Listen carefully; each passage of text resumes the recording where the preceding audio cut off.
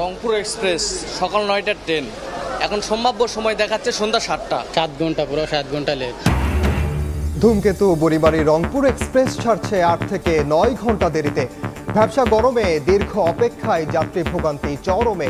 Digital যুগে analogue সেবা নিয়ে চলছে রেলখাত।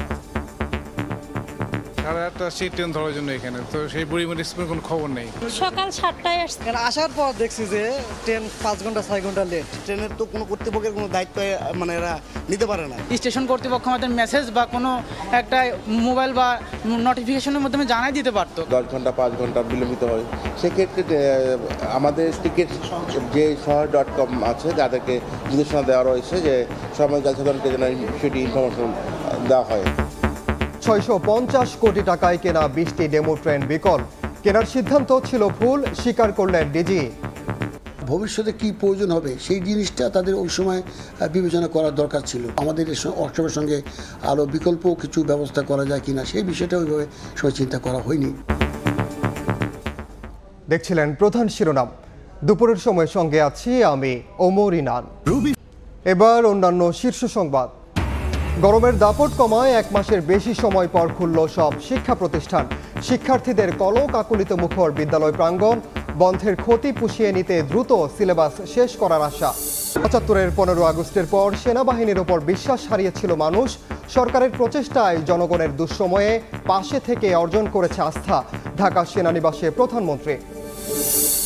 আইন ভেঙে হাইটেক পার্কের 1100 কোটি টাকার 14টি আইটি প্রকল্পে দরপত্র মূল্যায়ন কমিটি। প্রকল্প পরিচালক নিজেই হলেন কমিটির সভাপতি। মুখে কুলু পেটেছে আইসিটি বিভাগ।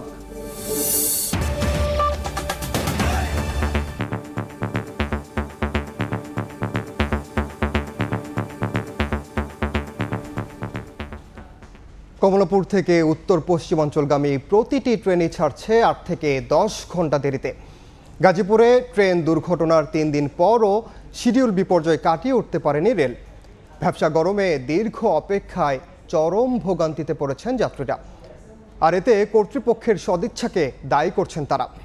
এদিকে শিডিউল ঠিক হতে আরও 2-1 দিন লাগবে জানিয়ে স্টেশন ম্যানেজার জানান, পুরানো সিগন্যাল পদ্ধতির কারণেই ঘটছে দুর্ঘটনা।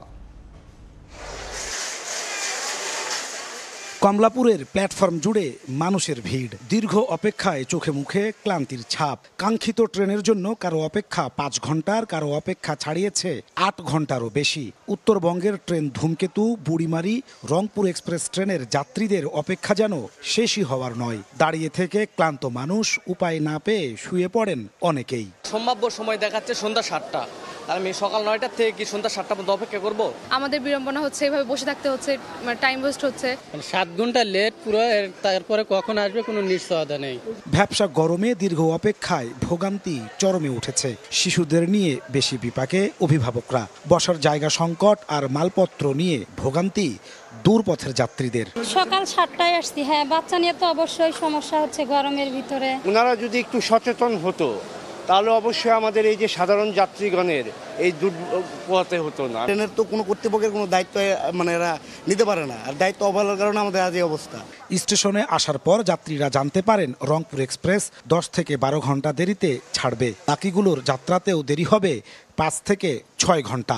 এতে অনেকেই বাড়ির পথ ধরতে রওনা দেন বাস কাউন্টারে, কেউ বা আবার টিকিট ফেরত দিয়ে বুঝে নেন টাকা। যাত্রীরা বলছেন রেল কর্তৃপক্ষের একটু সদিচ্ছার অভাবেই তীব্র গরমে এই অসহনীয় দুর্ভোগ তাদের। তারা আমাদেরকে কোনো ইনফর্ম করে নাই। আসার পর দেখছি যে ট্রেন 5 ঘন্টা 6 ঘন্টা লেট। রেল কর্তৃপক্ষের থেকে আপনার যদি টাইম শিডিউলটা বলা যায় যে এত সময় লেট হচ্ছে বা এত ঘন্টা লেট হবে বা কোথায় ট্রেনটা আছে, তাহলে যাত্রীদের জন্য একটু সুবিধা হয়।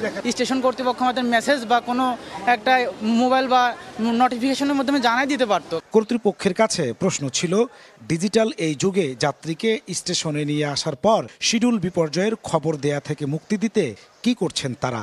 এমন প্রশ্নের জবাবে রেল স্টেশনের ম্যানেজার দায় চাপালেন টিকিট বিক্রির দায়িত্বপ্রাপ্ত প্রতিষ্ঠান সহজ.com-এর ওপর। শহর.com আছে যাদেরকে নির্দেশনা দেওয়া রয়েছে যে সময় জনসাধারণকে যেন সেটি ইনফরমেশন দেওয়া হয়, তথ্য দেওয়া হয়, যেটা ট্রেনটি অতিরিক্ত বিলম্ব হচ্ছে বা 10 ঘন্টা পরে যাবে অথবা এই ট্রেনের যাত্রা বাতিল। দেশের 3000 কিলোমিটার রেলপথে 4 ধরনের সিগন্যাল বিদ্যমান, যার 80%ই পুরানো আমলের অ্যানালগ পদ্ধতির।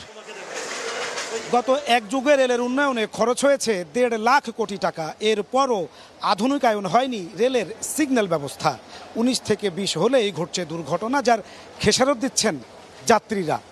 নাজমুস সালেহী, সময় সংবাদ, ঢাকা। এ বিষয়ে আরো খবর জানাতে এই মুহূর্তে কমলাপুর রেল স্টেশনে আছেন সহকর্মী নাজমুস সালেহী। সরাসরি যাচ্ছি তার কাছে।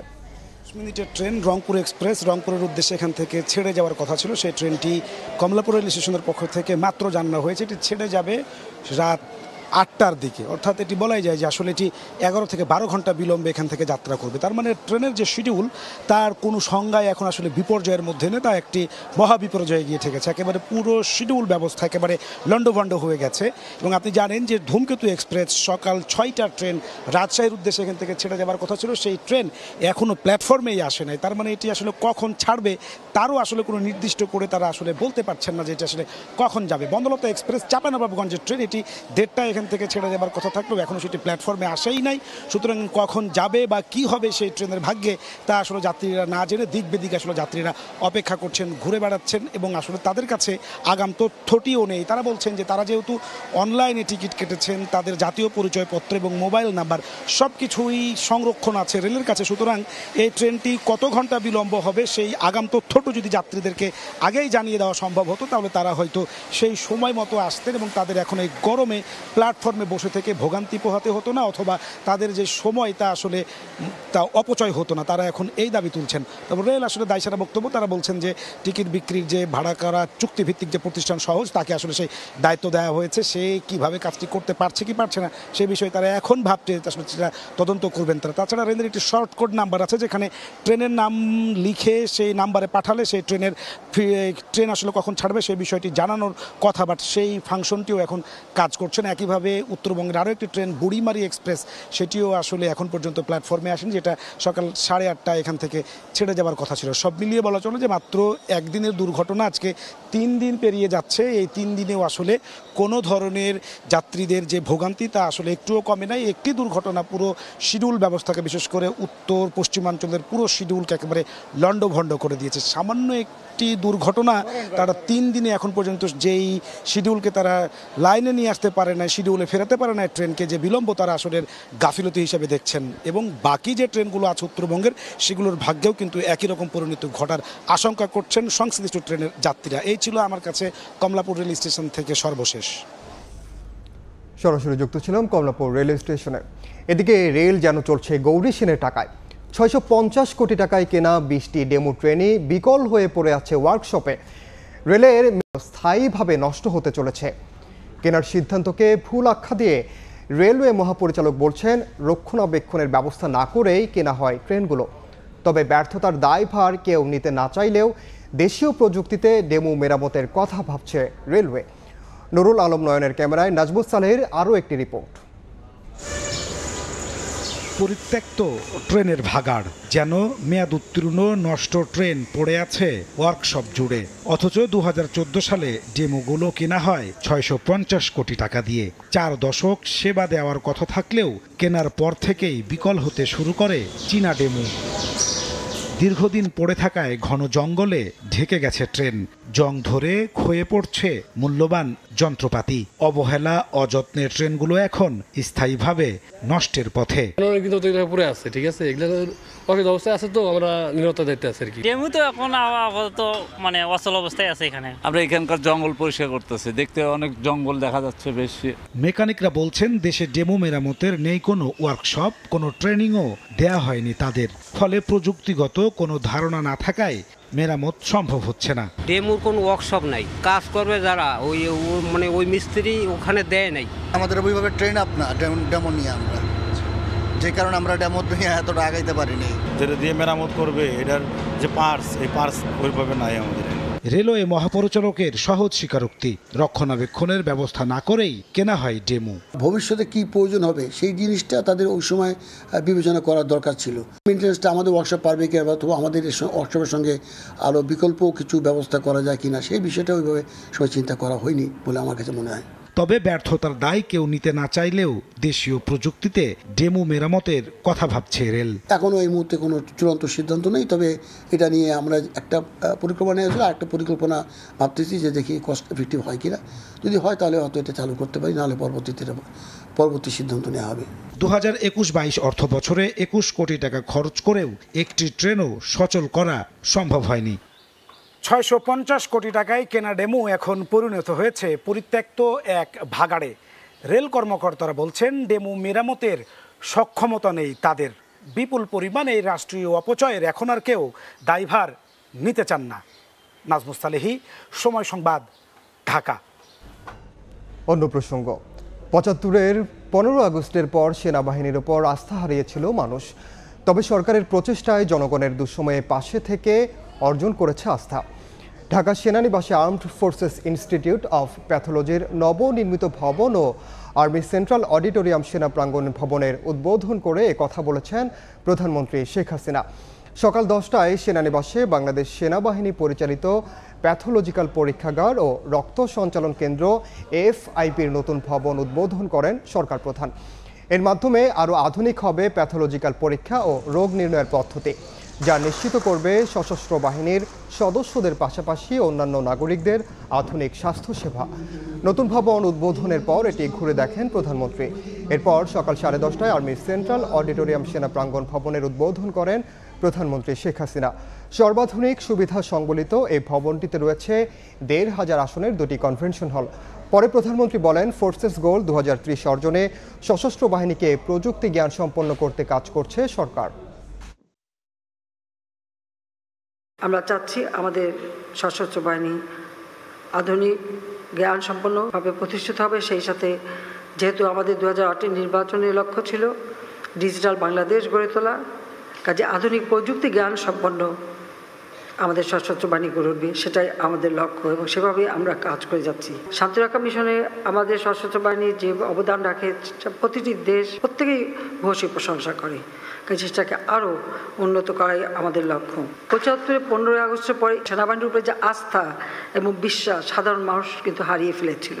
আমার প্রচেষ্টা ছিল যে সেনাবাহিনীর প্রতি আমাদের সাধারণ মানুষের একটা আস্থা বিশ্বাস যেন সৃষ্টি হয়, যেটা যে কোনো একটা সেনাবাহিনীর জন্য একান্তভাবে জরুরি, স্বাধীনতা সার্বভৌমত্ব রক্ষার জন্য প্রয়োজন।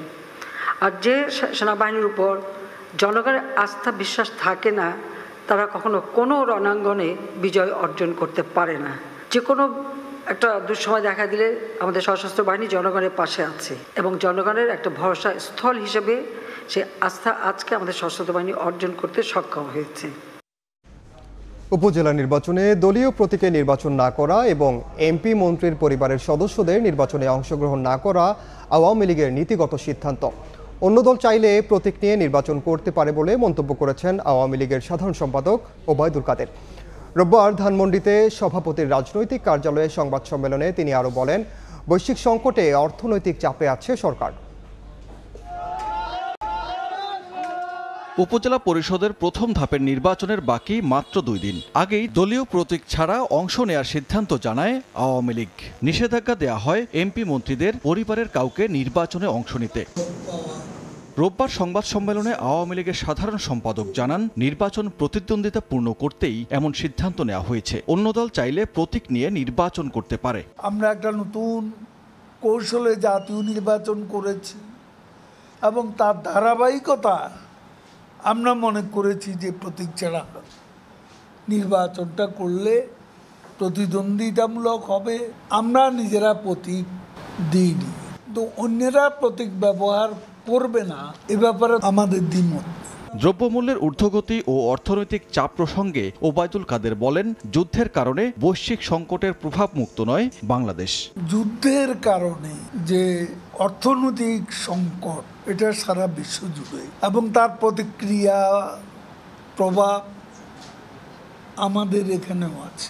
বিশ্বের অর্থনৈতিক সংকটের প্রভাব থেকে বাংলাদেশ মুক্ত আছে এমন দাবি আমরা করতে পারি না, কারণ আমরাও চাপ অনুভব করছি। যুক্তরাষ্ট্রের নিজেদেরই মানবাধিকার নেই উল্লেখ করে ইসরায়েলের নৃশংসতার পরও দেশের বিরোধী দলগুলো চুপ কেন, এমন প্রশ্ন রাখেন ওবায়দুল কাদের। মানবাধিকার এক জায়গায় একরকম কেন? সানবীর রূপল, সময় সংবাদ, ঢাকা। এদিকে স্বাধীনতার সপক্ষের শক্তি দাবি করলেও সরকার মুক্ত গণতন্ত্র নিশ্চিত করতে পারেনি বলে মন্তব্য করেছেন বিএনপির স্থায়ী কমিটির সদস্য ডক্টর আব্দুল মঈন খান। সকালে জাতীয় প্রেস ক্লাবে আলোচনা সভায় তিনি বলেন, দেশের মানুষকে জোর করে আওয়ামী লীগের নীতিতে চলতে বাধ্য করা হচ্ছে। যেখানে একই লাইনে আওয়ামী লীগের নীতি অনুযায়ী, কথা অনুযায়ী, বক্তব্য অনুযায়ী, চিন্তাধারা অনুযায়ী বাংলাদেশের 18 কোটি মানুষকে একই লাইনে চলার জন্য যেখানে বাধ্য করা হয়, সেখানে সংবাদপত্রের স্বাধীনতা থাকতে পারে। গণতন্ত্রকে রক্ষা করতে হলে আজকে বাংলাদেশে সংবাদপত্রের স্বাধীনতা নতুন করে প্রতিষ্ঠা। গরম কিছুটা কমায় 1 মাসের বেশি সময় পর শিক্ষা কার্যক্রমে ফিরল দেশের সব স্কুল কলেজ। ক্লাস শুরু হওয়ায় আনন্দিত শিক্ষার্থী ও অভিভাবকরা। আর বন্ধের ক্ষতি পুষিয়ে নিতে শনিবারও ক্লাস নিতে প্রস্তুত স্কুল কর্তৃপক্ষ। সূর্যি মামাকে হার মানিয়ে 1 মাসের বেশি সময় পর পুরোদমে ক্লাসরুমে ফিরল কোমলমতি শিক্ষার্থীরা। বন্ধু বান্ধব আর টিচারদের অনেক মিস করছি। আমরা শুধু একটা ক্লাস করেছিলাম রমজানের পর, আর এখন আমাদের খুব ভালো লাগছে। গরম এখন একটু একটু আছে, তাও ক্লাস করা যাচ্ছে। তাপমাত্রা কিছুটা কমেছে, তাই কয়েক দফা বন্ধের পর রোববার সকাল থেকে একযোগে খুলল দেশের সব শিক্ষা প্রতিষ্ঠান। দীর্ঘ সময় পর শ্রেণীকক্ষে ফিরতে পেরে আনন্দিত শিক্ষার্থীরা। অনেক খারাপ লেগেছিল, স্কুলে আসতে পারি নাই, ফ্রেন্ডের সাথে দেখা করতে পারি নাই। এখন ফার্স্ট স্কুল খুলেছে, অনেক ভালো লাগছে স্কুলে এসে। আমি স্কুলে অনেক পানি খাই কারণ অনেক গরম, আর রুমালও নিয়ে আসি যাতে মুখটা মুছতে লাগে, আর ফ্যান নিয়ে আসি যাতে ঘেমে না যাই। স্কুলে সবাই মিলে একসাথে আইসক্রিম খাওয়া হয়, সবাই মিলে একসাথে মানে একটা চ্যালেঞ্জ করি কে আগে আইসক্রিম খেতে পারি, এরকম আর অনেক খেলা হয়। আজকে অনেক স্বাভাবিক লেগেছে, আমার ফ্রেন্ডদের সাথে আমার অনেক মজা হয়েছে। তো স্কুলে আসলে তো খেলাধুলা করতে পারি, অনেক ভালো লাগে। বাসায় থাকলে তো বসে থাকা লাগে। আমার বাসায় থাকতে ভালো লাগে না, আমি প্রতিদিন স্কুলে থাকতে চাই। অভিভাবকরাও চান এখন থেকে নিয়মিত চলুক শিক্ষা কার্যক্রম। সমস্যা তো কিছু হয়েছে, কিন্তু এখন আশা করি ম্যাডামরা সব কিছু পুষায় নেবে। অনেক বড় একটা বন্ধ ছিল, আমার সেটা মনে হয় না। তবে ক্লাসে আমার মনে হয় যে টিচাররা ওটা চাইলে, ইচ্ছা করলে ওই গ্যাপটা পূরণ করে নিতে পারবে। আমার দৃষ্টিতে ঠিক আছে, যদিও একটু কষ্ট হচ্ছে গরমের জন্য। এদিকে বন্ধের ক্ষতি পুষিয়ে নিতে শনিবারে ক্লাস নেওয়ার কথা ভাবছে স্কুল কর্তৃপক্ষ। রেসিডেন্সিয়াল মডেল স্কুল অ্যান্ড কলেজে শিক্ষার্থীদের স্বাস্থ্যের কথা মাথায় রেখে চালু করা হয়েছে হিট স্ট্রোক সেন্টার। শিক্ষণ ঘাটতিটুকু পূরণের জন্য আমার যেটা মনে হয় যে ছুটির দিনে আমাদেরকে একটু বাড়তি কষ্ট করতে হবে। 90%-এর উপরে উপস্থিতি, তাপপ্রবাহের কারণে যে বন্ধটা ছিল ক্লাসগুলি, সেটাতে খুব একটা সমস্যা হবে না, কারণ সরকার তো অলরেডি ঘোষণা দিয়েছে যে শনিবার করে ক্লাস নিবে।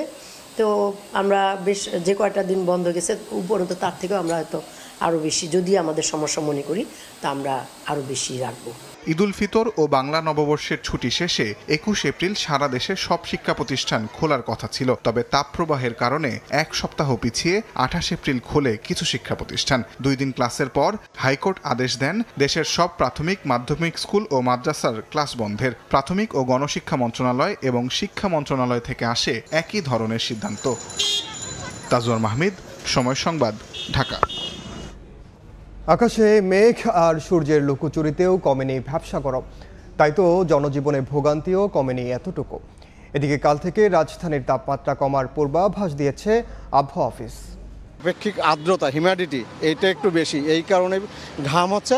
রোদের তো তাপ কমে নাই, এই যে রোদরে ঘামে কি অবস্থা, প্রচন্ড গরম, কিন্তু বাতাসেও এই গরম থামছে না। ব্যক্তি কি হচ্ছে গরম কাটছে না, মানে যেন মনে হচ্ছে আগুন উঠতে যেন ইয়া দিয়ে। গরিব মানুষ কর্মজীবন করে খাওয়া লাগে, গরমে কাজ কাম করতে অনেক কষ্ট।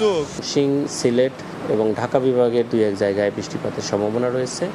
এছাড়া আগামীকালকে থেকে সারা দেশেই বিচ্ছিন্নভাবে বৃষ্টিপাতের সম্ভাবনা রয়েছে এবং সেখানে বজ্রঝড় সহ কোথাও কোথাও বজ্রপাতেরও সম্ভাবনা রয়েছে। গেল বেশ কিছু বছর ধরে গ্রীষ্মের যে চোখ রাঙানি তা আমাদের চোখে আঙুল দিয়ে দেখিয়ে দিচ্ছে প্রকৃতির যে চরম ভাবাপন্নতা তা অচিরেই আমাদের মুক্তি দিবে না। আর তার জন্য দায়ী কারা তা নিশ্চয়ই বলে দিতে হবে না। আল আমিন তুষার, সময় সংবাদ, ঢাকা। গরমের মধ্যেই রাজধানীর বিভিন্ন স্থানে পানির তীব্র সংকট দেখা দিয়েছে। সবচেয়ে বেশি ভোগান্তি ভাটারা, মিরপুর মাটিকাটা, ভাসানটেক এলাকায়। ওয়াসা বলছে লাইন থেকে ময়লা পানির বিষয়ে তারা কিছুই জানে না। যেখানে পানিই পাওয়া যায় না সেখানে উল্টো পরামর্শ অতিরিক্ত পানি ব্যবহার না করার। তাসনিয়া নিশাত মিমের রিপোর্ট। দীর্ঘদিন ধরে চলছে অসহনীয় গরম, এর মধ্যে আবার জীবন বাঁচানোর পানির সংকট। এমন চিত্র রাজধানীর ভাটারা, মিরপুর, মাটিকাটা সহ আশেপাশের বেশ কয়েকটি এলাকায়। ভুক্তভোগীদের দাবি, বছরের অন্যান্য সময় কম বেশি পানির সংকট থাকলেও এবছর পানির সংকট তীব্র আকার ধারণ করেছে। এ যেন মরার উপর খাড়ার ঘা। পানি পাওয়া যাচ্ছে না, অনেক সময় যে এখান থেকে কাঠ দিয়ে পানি নিতে হচ্ছে, বাসায় পানি পাওয়া যাচ্ছে না। আমাদের বাসায় আজকে 4 দিন থেকে পানি নাই। আমরা মানুষের বাসার থেকে পানি নিয়ে তারপরে কাজ করি। এক বাসা তাই আর এক বাসা পানি নিতে আন কেন, আমরা কি করব, আমরা তো বাধ্য হয়ে যেতে হয়। সবচেয়ে বেশি ভোগান্তি পোহাতে হচ্ছে বয়স্ক, গৃহিণী ও শিশুদের। আমাদের কাজ করতে অনেক সমস্যা। কোনো সময় হয়তো 10 মিনিট আসে, গত 2 দিন যাবত এক ফোঁটা পানিও আসে না। সারাদিনও একবার পানি পাই না, আজকে সকালে একটু পারছি তা ভালোভাবে পাইনি। রাত্রে যা ধরে আনা হয়, সারাদিন রেখে দেওয়া হয়, এগুলোই অল্পভাবে দিয়ে চলি, যার কারণে বিভিন্ন রকমের রোগে আক্রান্ত হচ্ছে। আমরা তো বিল যেভাবে দিচ্ছি পানি তো সেভাবে পাচ্ছি না। প্রচণ্ড দাবদাহে চিকিৎসকরা যখন বেশি বেশি পানি পান আর গোসলের পরামর্শ দিচ্ছেন, তখন গোসল তো দূরের কথা, সুপেয় পানিরই দেখা মিলছে না। যা পাওয়া যাচ্ছে তাতেও রয়েছে ময়লা আর দুর্গন্ধ। যে পানিটা আসে, এই পানিটা 80% 90% হলো ময়লা। প্রতিটা ঘরে বাচ্চারা অসুস্থ হয়ে গেছে, চুলকানি হইতেছে পুরো শরীরে, মানে হাতে পায়ে। আমার ছেলের 2 ছেলের জন্ডিস হয়েছে এই পানিতে। অজুহাত দিয়ে ক্যামেরার সামনে কথা বলতে চাননি ওয়াসার দায়িত্বশীল কর্মকর্তা। সংকটের বিষয়টি আমলে নিয়ে সংস্থার দাবি, তীব্র গরমের কারণেই পানির সংকট। আমি আপনার থেকে এখন শুনলাম, যখন যদি জানে অবশ্যই অ্যাকশন নিচ্ছে, তো আপনি আমাকে অ্যাডজাস্ট দিলে আমার সুবিধা হয়। আমি বলবো এইরকম এলাকায় তো এই জায়গায় আগেও ময়লা পানি ছিল, তোমরা কি অ্যাকশন নিচ্ছ আমি তখন বলতে পারি। তাতে এই সংকটের জন্য আমরা আগে টিউবওয়েল স্ট্যান্ড বাই হিসেবে করে রাখছি, সেটা এখন অপারেশনে আছে। মানুষ গোসল 2বার 3বার করে, বাইরে গিয়ে আসলেই আবার গোসল করে, আবার প্যান্ট ভিজায়, গেঞ্জি ভিজায়, এগুলো আবার পানি দিয়ে ধোয়া লাগে, মায়েরা ধোয়, বুয়ারা ধোয়। এই মুহূর্তে পানি যেন গাড়ি বা বাড়ি ধোয়ার জন্য এই পানি ব্যবহার কম করে, একান্ত হলে বালতি দিয়ে যেন গাড়ি ধোয় বা বাড়ির আঙ্গিনা ধোয়। এ অবস্থায় ভবন মালিকরা বাড়তি টাকা খরচ করে সাবমার্সিবল পাম্প লাগিয়ে নিজেদেরকে গরম থেকে রক্ষার আপ্রাণ চেষ্টা করছেন।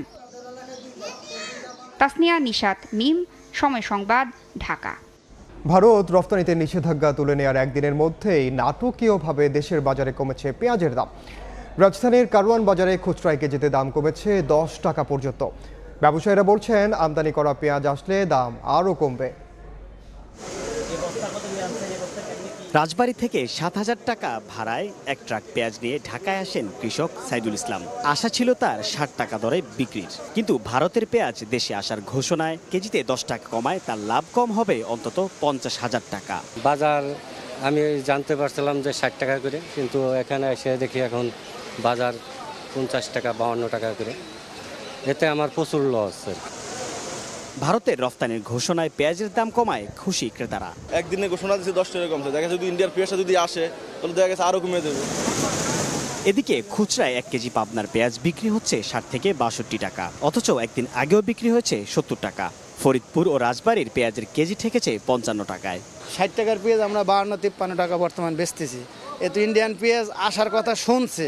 পাইকারি ব্যবসায়ীরা বলছেন, পূর্বের দরে কেনা আছে 80 কেজির অন্তত 20 থেকে 30 বস্তা মজুদ অনেকের কাছে। এতে এখন তাদের পুরোটাই বিক্রি করতে হবে লোকসানে। আর আড়তদাররা বলছেন, ভারতের পেঁয়াজ বাজারে আসলে আরও কমবে দাম। কুরবানির সামনে ইন্ডিয়ান পেঁয়াজ না দিলে পেঁয়াজ 80-90 যায় ঠেকতো। ভারতের রফতানির ঘোষণায় কেন দাম কমেছে? ভোক্তারা বলছেন, দেশের পেঁয়াজের উৎপাদন ও সরবরাহ পরিস্থিতির ঠিকমতো নজরদারি হলে অনেক আগেই দাম কমে আসতো। সাইফুল ইসলাম, সময় সংবাদ, ঢাকা। পিপিআর ও ইজিপি গাইডলাইন ভেঙে দরপত্র মূল্যায়ন কমিটি গঠনের অভিযোগ উঠেছে হাইটেক পার্কের 1115 কোটি টাকার 14 আইটি প্রকল্পে। সংশ্লিষ্টরা বলছেন, দরপত্রের নিয়ন্ত্রণ নিতে হাইটেক পার্ক ও আইসিটি বিভাগকে ম্যানেজ করে কমিটির সভাপতি হয়েছেন প্রকল্প পরিচালক নিজেই। কমিটি গঠনে অনিয়ম নিয়ে মুখ খুলতে নারাজ হাইটেক পার্ক কিংবা তথ্য প্রযুক্তি বিভাগ। শুভ খানের রিপোর্ট। ন্যূনতম এসএসসি ও সমমান পর্যায়ের শিক্ষার্থীদের প্রযুক্তিতে দক্ষ এবং উদ্যোক্তা তৈরির লক্ষ্যে 2022 সালের 1 জুলাই শুরু হয় 14 জেলায় Sheikh Kamal IT training and incubation centre স্থাপন বা 14টি আইটি প্রকল্পের কাজ। প্রায় 1115 কোটি টাকা ব্যয়ে বাস্তবায়নাধীন এই প্রকল্পে পিডি হিসেবে অতিরিক্ত দায়িত্ব পান হাইটেক পার্কের উপপরিচালক আতিকুল ইসলাম। দায়িত্ব গ্রহণের পর থেকে একের পর এক অনিয়মের অভিযোগ উঠেছে এই কর্মকর্তার বিরুদ্ধে। প্রকল্পের নোটশিটে বলা হয় 14 আইটি প্রকল্পে পাবলিক প্রকিউরমেন্ট রুলস 2008 এবং ইজিপি গাইডলাইনের আলোকে প্রকল্প পরিচালককে সভাপতি, উপপ্রকল্প পরিচালককে সদস্য সচিব এবং আইসিটি বিভাগ থেকে একজন প্রতিনিধি নিয়ে 3 সদস্যের দরপত্র মূল্যায়ন কমিটি গঠনের প্রস্তাব উত্থাপন করা হলো। অথচ পিপিআর 2008-এর বিধি 10 অনুযায়ী এই কমিটির প্রধান হওয়ার কথা হাইটেক পার্কের ব্যবস্থাপনা পরিচালকের। নোটশিটে আইনের ব্যত্যয় উল্লেখ করে কমিটি পুনর্গঠনের প্রস্তাব দেন উপপ্রকল্প পরিচালক। অভিযোগ আছে তৎকালীন ভারপ্রাপ্ত এমডিকে ম্যানেজ করে কমিটিতে নিজেই সভাপতি পদে থাকার অনুমোদন নেন প্রকল্প পরিচালক। এ বিষয়ে জানতে চাইলে পিপিআর আইন এবং ইজিপি গাইডলাইনের ভুল ব্যাখ্যা দেন Atikul Islam. Proposal evaluation committee PEC shall be formed comprising the maximum up to 3 members taken. Among them 2 must be from procuring entity. মনে করেন সাপোজ আমার 14 আইটি, এখান থেকে হলো 2 জন ম্যান্ডেটরি। 3 সদস্যের দরপত্র মূল্যায়ন কমিটিতে প্রকল্প থেকে 2 জন সদস্য বাধ্যতামূলক। ইজিপি গাইডলাইনে বিষয়টি উল্লেখ নেই। বলা হয়েছে কমিটিতে 2 জন থাকবে প্রকিউরিং এন্টিটি থেকে। প্রকিউরিং এন্টিটি হলো সরকারি তহবিল ব্যবহারের প্রশাসনিক ও আর্থিক ক্ষমতাপ্রাপ্ত ব্যক্তি বা সত্তা। সেই হিসেবে এই কমিটিতে সভাপতি পদে হাইটেক পার্কের এমডি, যুগ্ম সচিব কিংবা উপসচিব পদমর্যাদার কর্মকর্তা থাকার কথা। কিন্তু অনুমোদিত কমিটিতে আতিক সভাপতি, ডিপিডি সদস্য সচিব আর তথ্য প্রযুক্তি বিভাগ থেকে আছেন একজন প্রোগ্রামার। এমডি আপনাকে মনোনীত করছে? ডেফিনেটলি এমডি হই তো ফাইল গেছে। এমডি ফাইল না হই কি ফাইল যায় বলেন? এমডি তো ফাইল থেকে দেখেন, আমি আপনাকে দেখাই। তারপরে সচিব এটা অনুমোদন। অফকোর্স। প্রকল্প সূত্রে জানা গেছে প্রায় 1115 কোটি টাকার এই প্রকল্পে 14 জেলার মধ্যে 12টিতে আইটি পার্ক স্থাপনের দরপত্র সম্পন্ন হয়েছে, যার আর্থিক মূল্য প্রায় 840 কোটি টাকা। ইজিপি গাইডলাইন ও পিপিআর রুলস লঙ্ঘন করে কিভাবে কমিটি অনুমোদন পেল এ বিষয়ে কিছু বলতে চাননি তথ্য প্রযুক্তি সচিব। এমডির সাথে কথা বললে বোধহয় ভালো হয়, কারণ এটা তো তারাই করে, আমরা তো আমাদের পর্যায়ে আসে না, জানা নেই আসলে। অনিয়মের দায় নিতে চান না হাইটেক পার্কের বর্তমান ব্যবস্থাপনা পরিচালকও, দায় সারেন বিবৃতি দিয়ে। শুভ খান, সময় সংবাদ, ঢাকা। নানা জটিলতা এবং রাজনৈতিক সমীকরণের কবলে পড়ে যুক্তরাষ্ট্রের বাজারে বাংলাদেশের তৈরি পোশাক রফতানি ক্রমশ কমছে। তবে রফতানির লক্ষ্যমাত্রার রেকর্ড ছাড়িয়ে আশার আলো দেখাচ্ছে চীন, রাশিয়া, তুরস্ক এবং মধ্যপ্রাচ্যের নতুন বাজার। শাখাউদ্দিপুর ক্যামেরায় কমলদের রিপোর্ট। বিজিএমই এর সবশেষ তথ্য অনুযায়ী চলতি অর্থ বছর 10 মাসে যুক্তরাষ্ট্রের বাজারে তৈরি পোশাক রপ্তানি কমেছে 2.58%।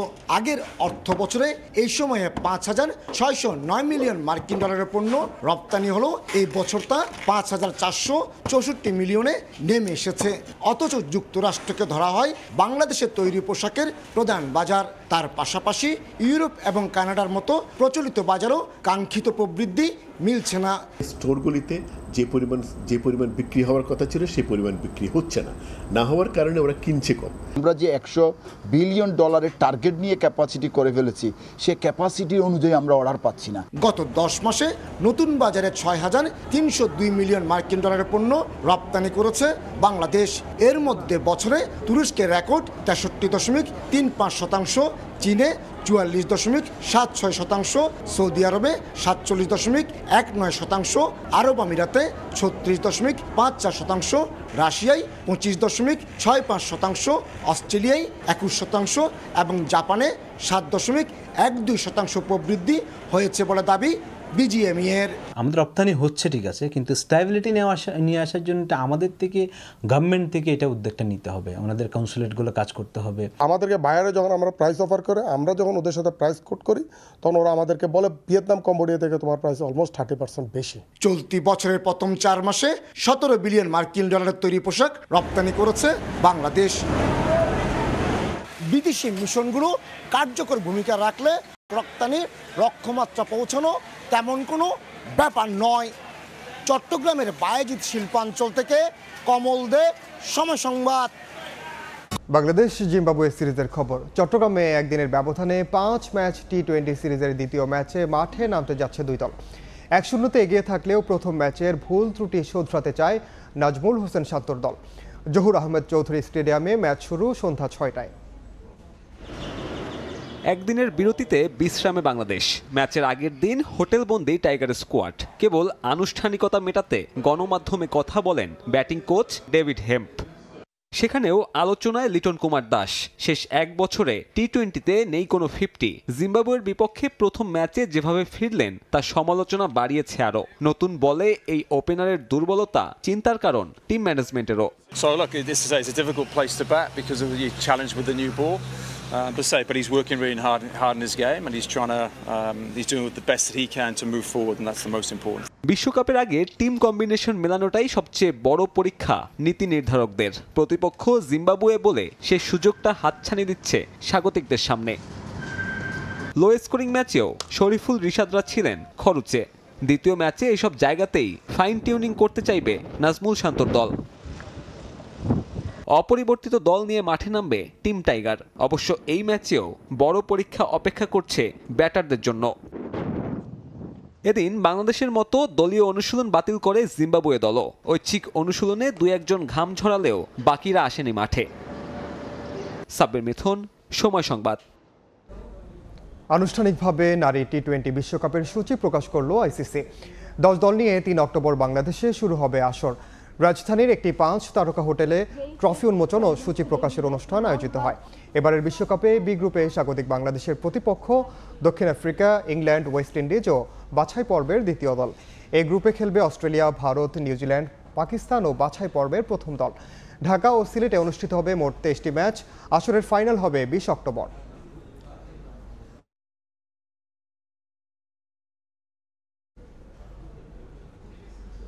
এ পর্যায়ে শীর্ষ সংবাদগুলো জানিয়ে দিচ্ছি আরেকবার। ধূমকেতু বড়িমারি রংপুর এক্সপ্রেস ছাড়ছে 8 থেকে 10 ঘন্টা দেরিতে। ব্যবসা গরমে দীর্ঘ অপেক্ষায় যাত্রী ভোগান্তি চরমে। ডিজিটাল যুগে অ্যানালগ সেবা নিয়ে চলছে রেল। এবং 75-এর 15 আগস্টের পর সেনাবাহিনীর ওপর বিশ্বাস হারিয়েছিল মানুষ। সরকারের প্রচেষ্টায় জনগণের দুঃসময়ে পাশে থেকে অর্জন করেছে আস্থা। ঢাকা সেনানিবাসে প্রধানমন্ত্রী।